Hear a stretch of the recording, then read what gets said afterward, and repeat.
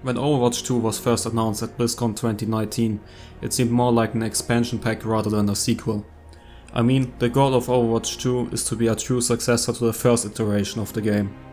I want to explore the question if Overwatch 2 is capable of being just that. And can it justify the fact that Overwatch 1 hasn't been supported in quite a while.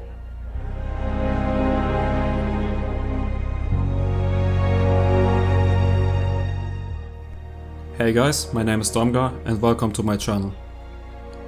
The biggest hurdle Overwatch 2 has to overcome is definitely the fact that there hasn't been enough content since they have started working on Overwatch 2. The last hero we got was almost over a year ago, with Echo releasing in April 2020. For maps it is even looking worse. The last map for competitive play we got was at the 7th of May 2019, and that's almost 2 years ago. So it isn't surprising that some of the people say the game is dying. But this is not what this video is about, well, at least not exactly. I want to talk about the one thing Overwatch 2 has to rectify. Overwatch 2 has to make it so the long wait of the community, the people still playing, is justified. It will also have to attract the people back to the game that have left it over this period of time, just like me. Let's go back into the past, way back to BlizzCon 2019, where the game was first announced. We got the 0 hour cinematic, which was, to be frank, quite amazing. On this day we have been shown some of the gameplay features of Overwatch 2. In addition to the PvP game modes we have been playing for quite a while now, we got a first look at the PvE missions that heavily reminded us of the archive events we got before. The progression system for the PvE mode involved a talent tree. The early version of the talent trees we got to see were rather mediocre at best. Just take Tracer for example. She got pulse pistols, reload on ability use, or dashes damaging enemies.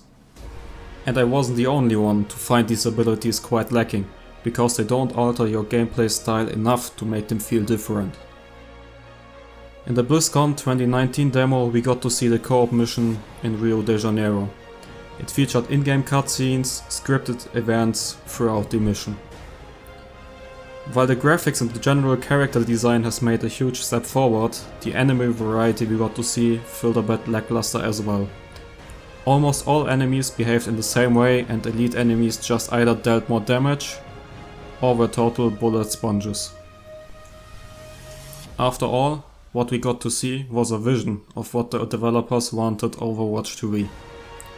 At this point, we have to acknowledge obviously that the game was still in the early stages of its development, but still, a lot of fans in the community were quite concerned for Overwatch's future, especially since development on Overwatch 1 was on hold. A lot of time has passed since then, and 2020 rolled around. There, we didn't get a lot of information on the game's development, especially since BlizzCon 2020 got cancelled. Now it's 2021 and Blizzard has had time to work 2 years on the game, assuming they haven't worked on it before 2019.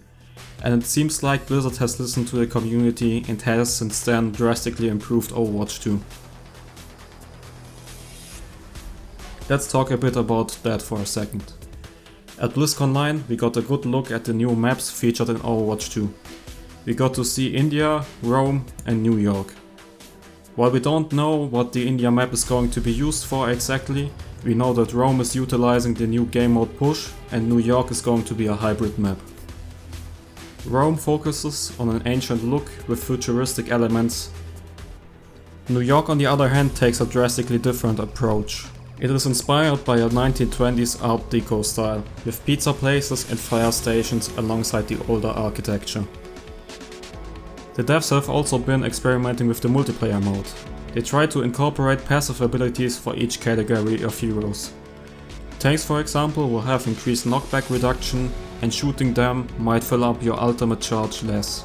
For example, to make Reinhardt feel more like an aggressive character, they gave his Fire Strike 2 charges and made his charge ability more maneuverable. This is of course subject to change once the final game rolls around. In addition to getting more maps and hero changes, we are also getting new heroes. We already knew of Sojourn way before BlizzConline 2021, but this time we got a first impression on how she plays. While I believe most of us like the approach they took when it comes to iterating on existing hero designs, they made another step forward and altered 2 more characters. Widowmaker and Pharah got a few upgrades. Furthermore, we got to see some solid cloth animation and rendering system. When it comes to game modes, I want to quote Jeff Kaplan: "We are still exploring new game modes and re-evaluating old game modes people are more critical of." End quote.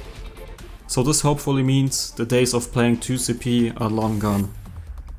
To get back to the PvE aspect of the game, the footage they have shown us in the Blizzconline 2021 looked quite promising.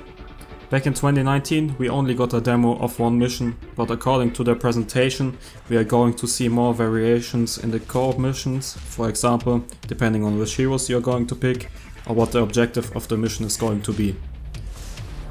Playing these missions will grant us access to an improved version of the talent tree. It looks way more detailed and its abilities look more interesting.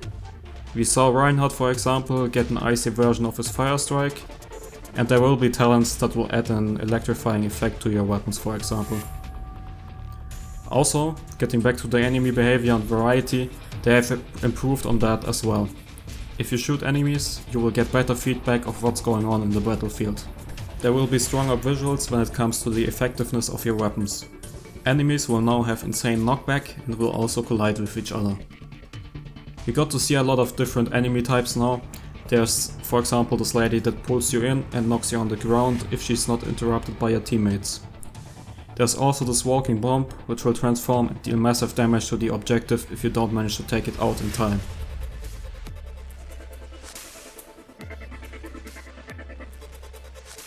With all of what we got to see, it seems like Overwatch 2 is getting right on track and is redefining the vision of the game.